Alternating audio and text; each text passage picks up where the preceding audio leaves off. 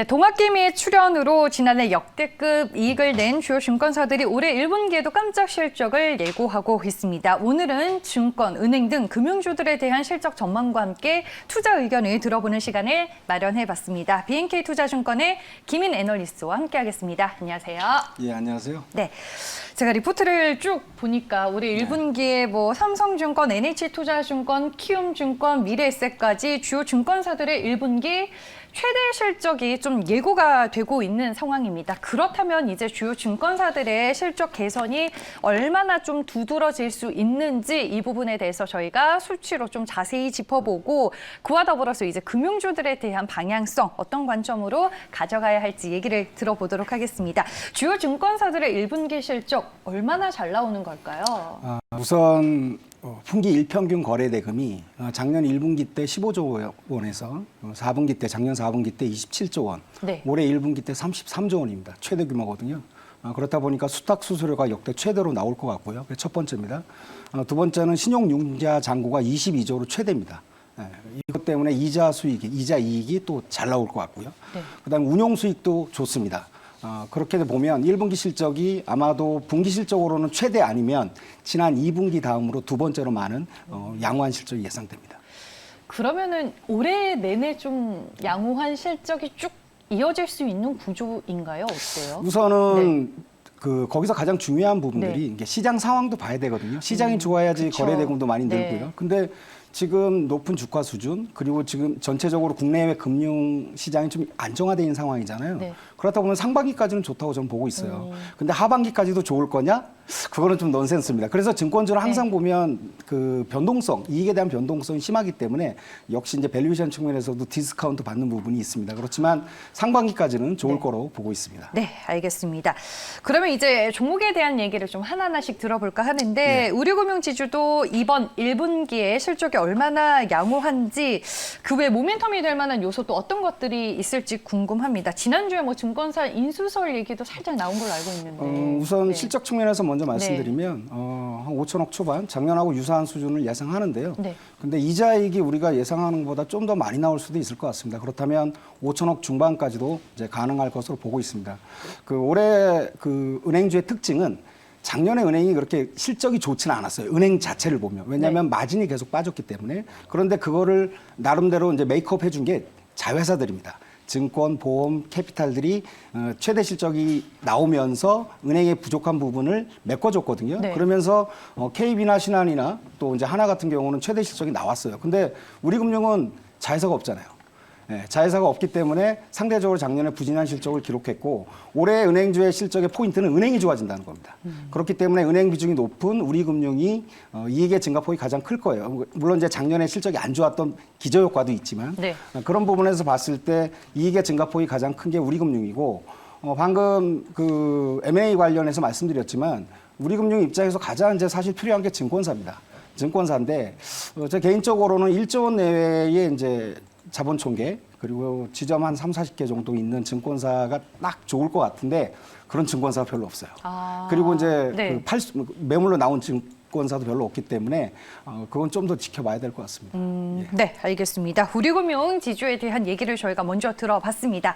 다음은 이제 KB금융인데요. 지난 4월 초에 목표 주가도 또 상향 조정하신 걸로 알고 있고 지금 이 종목을 주목하고 있는 포인트와 함께 은행준에서 이제 KB금융은 투자 매력도가 어느 정도인지도 궁금하네요. 우선 네. 실적 측면에서 방금 말씀드렸지만 네. 은행이 좋아진다고 말씀드렸고요. 네. 그다음에 자회사들도 다 좋습니다. 1분기까지 보면 다 좋고요. 네.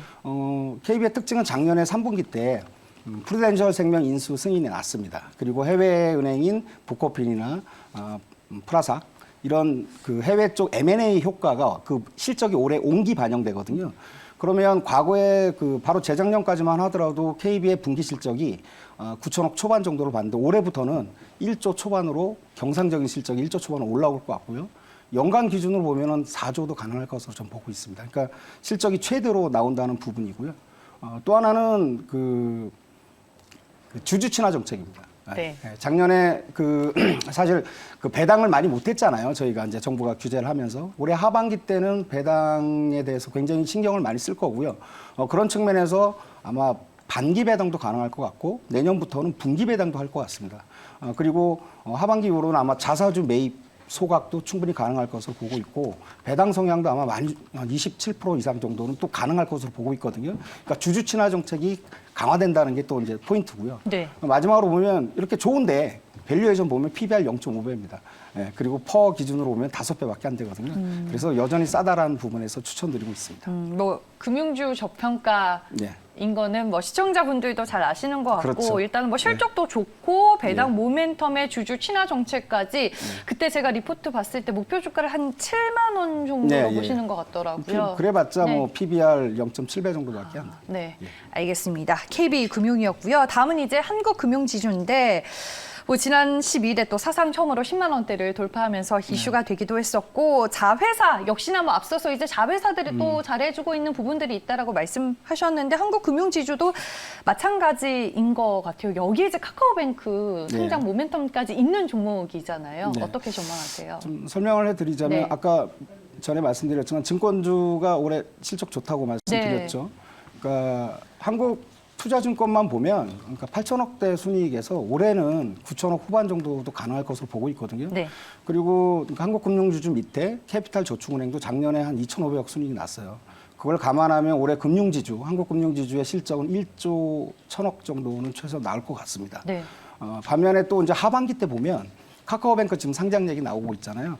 그러니까 작년 4분기 때 카카오뱅크가 그 기업 가치를 한 9.3조 정도로 받아서 해외에서 투자를 받았습니다. 네. 그걸 감안하면 지금 한국금융지주가 32% 갖고 있거든요.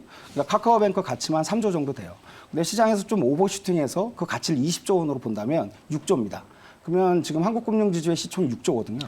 연간 1조 이상을 버는 애인데 네. 시총이 6조고 가치가 6조가 될 수 있으니까 싸다는 거죠.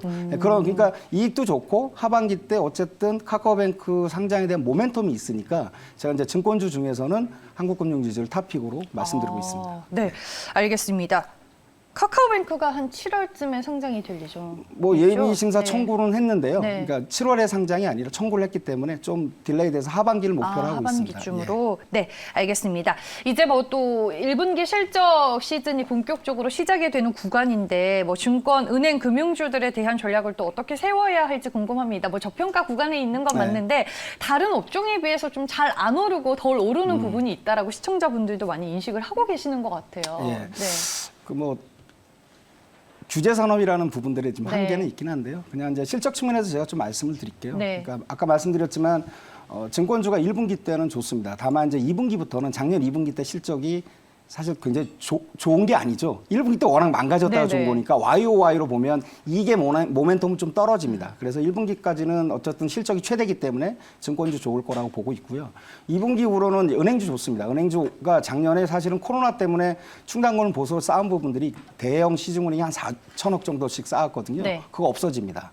예, 그리고 사은펀드 관련된 비용도 한 전체적으로 2조였는데 그런 것도 없어지고 특별하게 이익의 변동성을 나타낼 수 있는 그런 부분들이 없어요. 그래서 이익이 계속 좋아질 겁니다. 그래서 이제 2분기 이후에는 은행주가 좋다. 그리고 이제 그 아까 말씀드렸지만 증권주 내에서는 한국금융지 탑픽, 지방은행이 올해 좋을 수 있습니다. 그래서 BNK 금융지주를 또 추천드립니다. 네, 알겠습니다. 증권주와 은행주를 또 나눠서 전략을 세워주셨고 투자 수익이 양호할 수 있는 종목 탑픽으로 한국금융지주와 BNK 금융지주까지 언급을 해주셨습니다. 오늘 말씀 잘 들었습니다. 고맙습니다. 예, 고맙습니다.